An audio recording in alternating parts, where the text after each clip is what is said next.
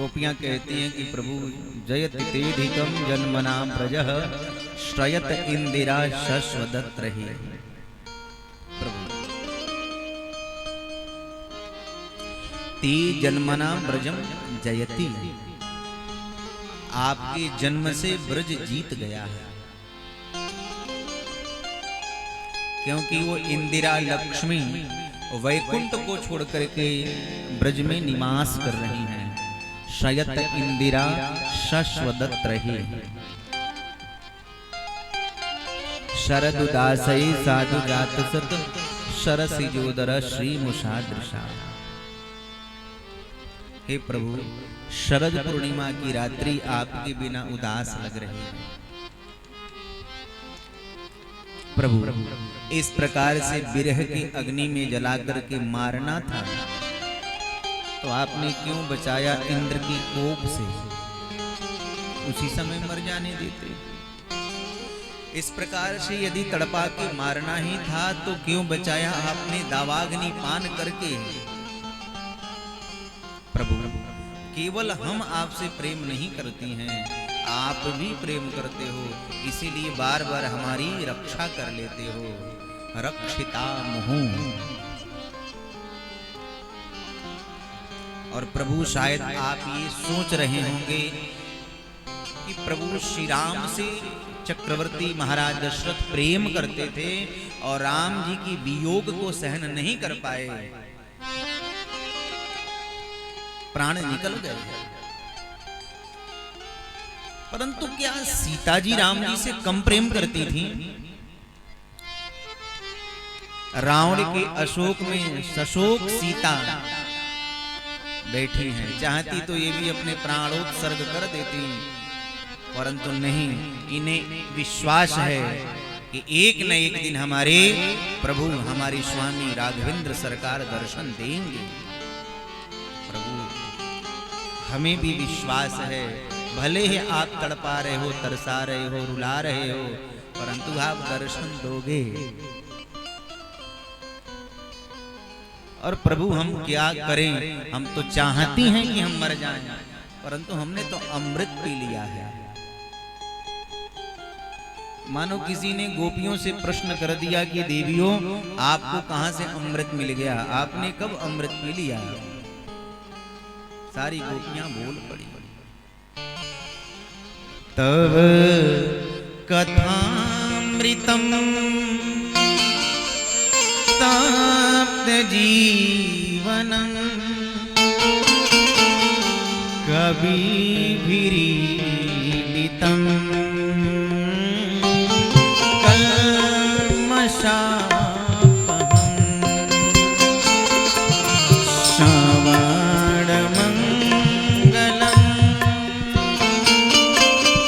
श्रीमदाततं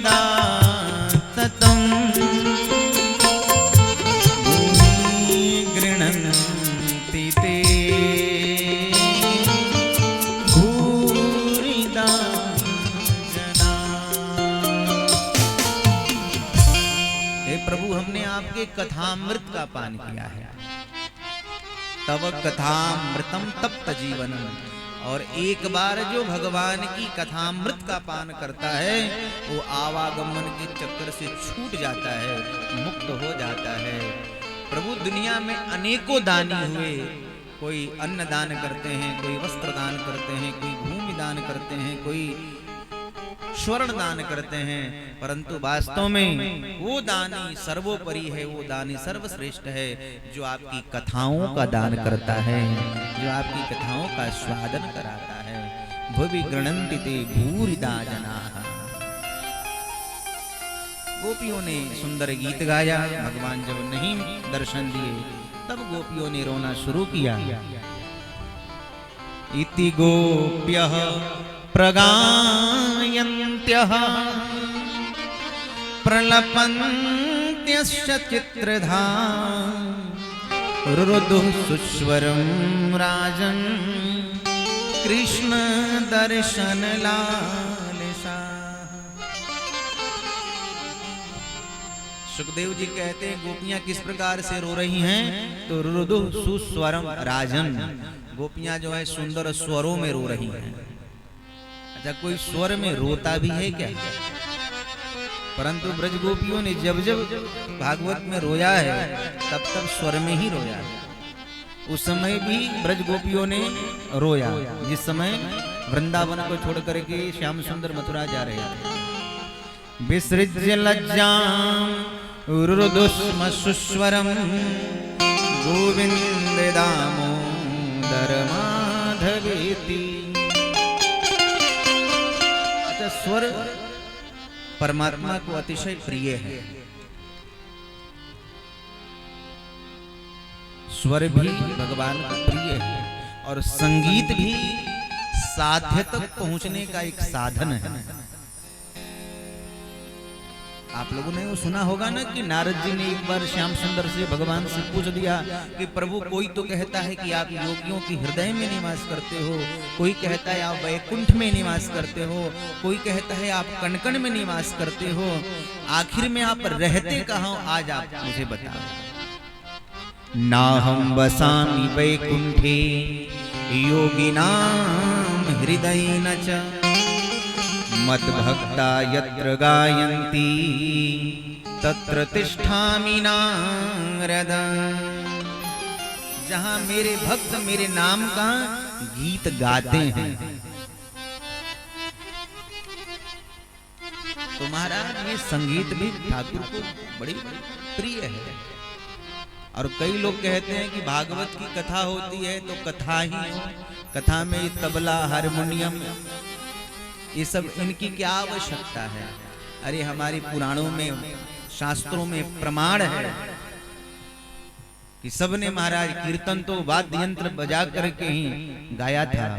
प्रहलाद तालधारी तरल गति दया उद्धव कांस्यधारी वीणाधारी सुरर्षि स्वर कुशलतया राग करतार्जुनो भूत इंद्रो वादिन मृदंगम जय जय सुकरा कीर्तने ते कुमारा यत्राग्रे भाव भक्ता सरसर चनया व्यास पुत्रो बभूव।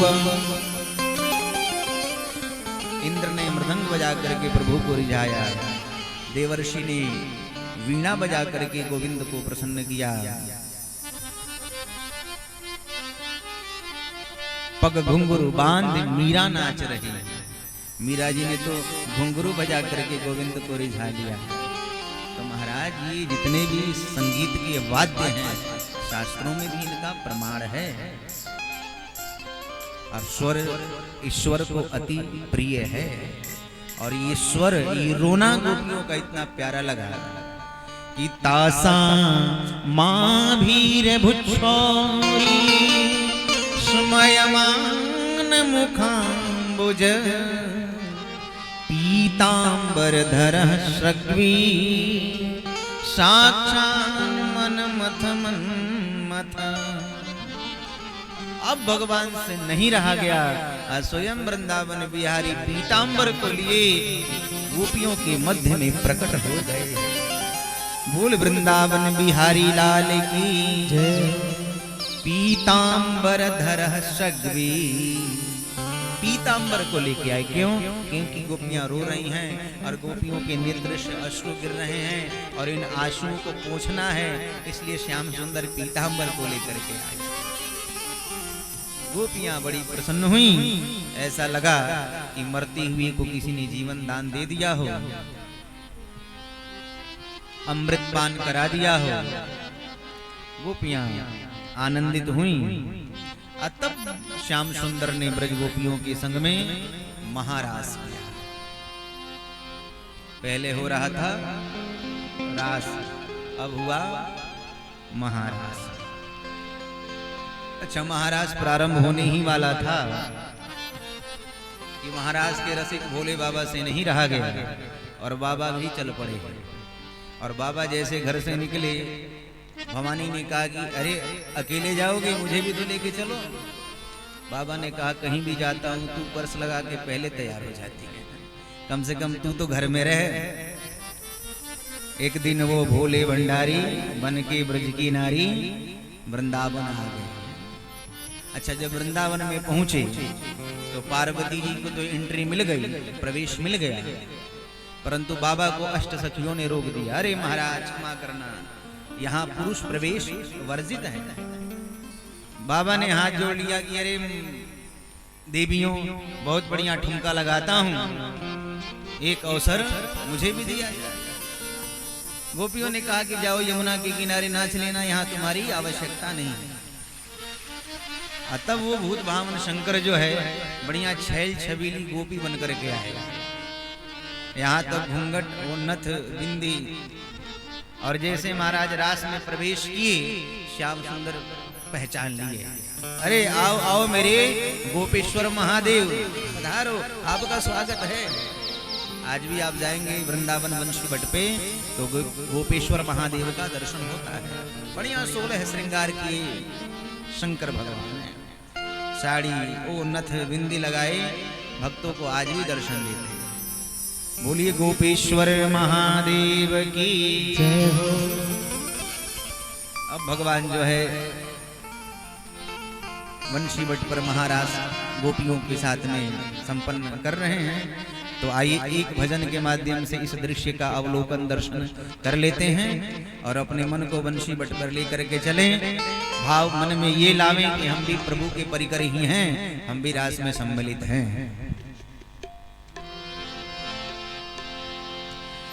गोकुल में देखो, वृंदावन में देखो रे, मुरली बाजे रे,